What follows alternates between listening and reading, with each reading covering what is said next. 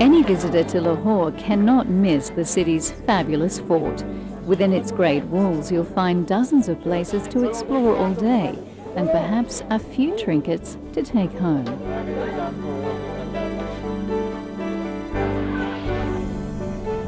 Lahore Fort has been demolished and rebuilt many times over many centuries. Mughal Emperor Akbar made Lahore his capital in 1566, and he was responsible for much of what you see here today. Our guide, Saeed Ahmed, introduced us to those grand old days. We're standing in the royal courtyard right now, where the Mughal king used to meet celebrities, guests, members of state, and talk about important issues of the day. Essentially, if you made it to here, you made it big time. And here I am. Saeed, tell us, what would happen when the king would come in here on an average day? Yeah, the Mughal king, I want to say, the Mughal king was an absolute power in those days. And when the king arrived, it was a huge pomp and show. And special big announcements were made at the king's arrival. For instance, the announcement was made like this: Badab, ba mulaheza, hoshyar, zille ilahi, alam pana, Shahenshah Hind, Jalaluddin Akbar, tashrif late hain. Like this. It meant like this, that be alert, be on your feet, His Majesty, the king, the Mughal king is coming. So be alert, like this. Back here we have the bedroom for the king from the Mughal period. Tell us, what is it used for now? It is used nowadays as the Mughal gallery. And inside are displayed various Mughal paintings and also an ivory model of Taj. Mm-hmm. Yeah. And these buildings around here as well, they were servants' quarters, you said? These buildings were used for special servants in those days, and also for storing weapons and some other purposes.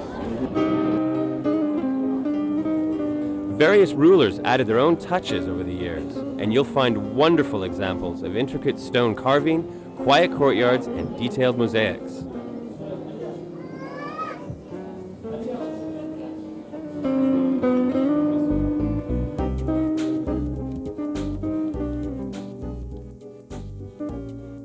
You can leave via the elephant steps, where the king's entourage once rode past the ornate fort walls that include shelters for nesting birds. As day became night, Punjab's tourism boss was there to meet us. To me, Lahore is its people, like the people you see sitting there, singing their folklore, singing their Romeo and Juliet, Ranja, enjoying themselves all the time. So that is one thing, Lahore. And of course, to me, Lahore is a city of parks and gardens. We have more than 2,000 parks and gardens in the city. And most of all, to me, Lahore is a city which is open to everybody. To me, Lahore is a city which is hospitable, the cuisine of which is like nowhere else in the world. The dresses that we see ladies wearing and gents wearing, the music that we listen to. So to me, Lahore is its history, its people, its hospitality, and its culture. Right opposite the gateway to Lahore Fort is one of the world's largest and most beautiful places of worship. Every visitor who enters here, Muslim or otherwise, can't help but be awed. Badshahi Mosque is one of the finest examples of Mughal architecture here in Lahore. It is certainly one of the biggest mosques in the Islamic world and can accommodate up to 100,000 worshippers. It was completed in 1674 and has huge gateways, 3 marble domes and 4 towering minarets of red sandstone.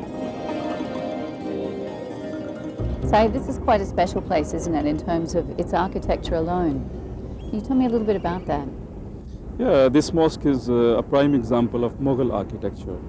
And you can see it's a very good instance of perfect harmony and symmetry. You can see the towers here, the 4 towers in 4 corners. And you see the domes itself. It offers a very fine blend of white marble and red sandstones. It's The also a dome- blend of other influences, isn't it? You know. Yes, it is. If you see the dome, white bulbous big domes, they represent three religions.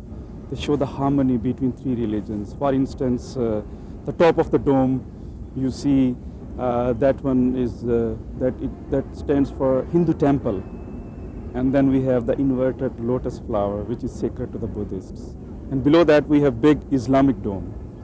So it blends three religions, which Yeah. shows the harmony in Mughal architecture Yes. and the flexibility it offers for various religious communities.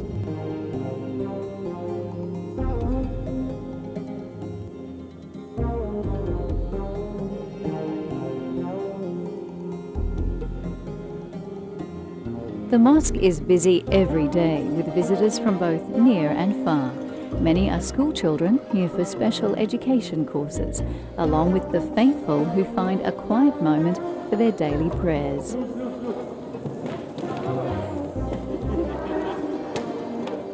Dress respectfully and you too can visit one of Lahore's greatest treasures. The neighboring Old City is still home to some impressive family homes that have been here for generations. We made our way to the Haveli of Mian Yusuf, the grandson of poet-philosopher Allama Iqbal.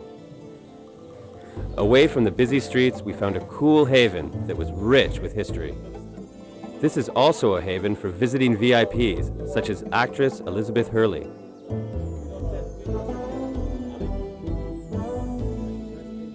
It's the house is over 300 years old, and it came to prominence during the reign of Maharaja Ranjit Singh, who ruled Punjab for almost over 100 years. And it was this house was called, the Barood Khana. It's still called the Barood Khana. It retains its name, which basically means arsenal. And this was the biggest arsenal outside the fort. And as you know, the situation of the house is right exactly opposite the fort Right. itself. And it's been in my family for about 150 years. Wow. Now your family is quite a key family in the history of Pakistan, isn't it? Yes, they have played a very important role in the subcontinent. In this part of the world, This yes. part of the world. Can you tell me a little bit about your grandfather? Well, my maternal grandfather was Iqbal. He was a poet and philosopher. He's also the national poet of Pakistan. And he gave also, it's attributed to him that he gave the idea of Pakistan, of a separate homeland for the Muslims. Yes.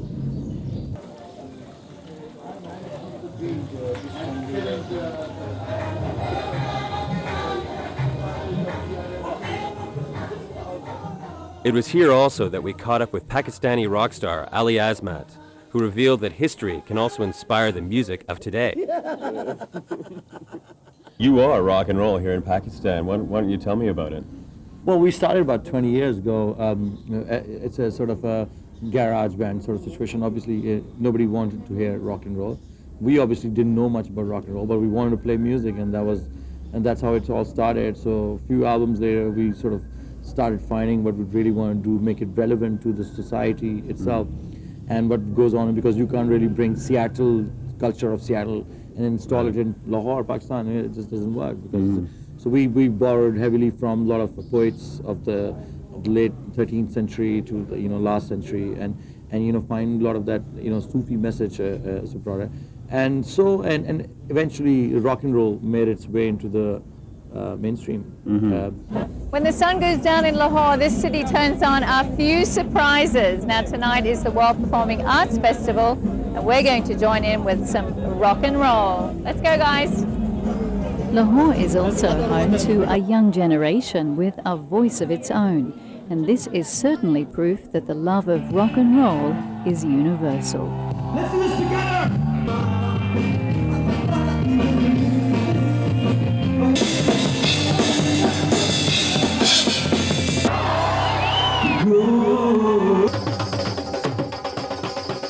Thursday nights in Lahore, you can experience some Islamic mysticism and visit a shrine where the Sufis spin and shake to a hypnotic beat. Many cultural performers in Pakistan attract a huge following, and the charismatic Sufi drummers know how to keep their audiences enthralled.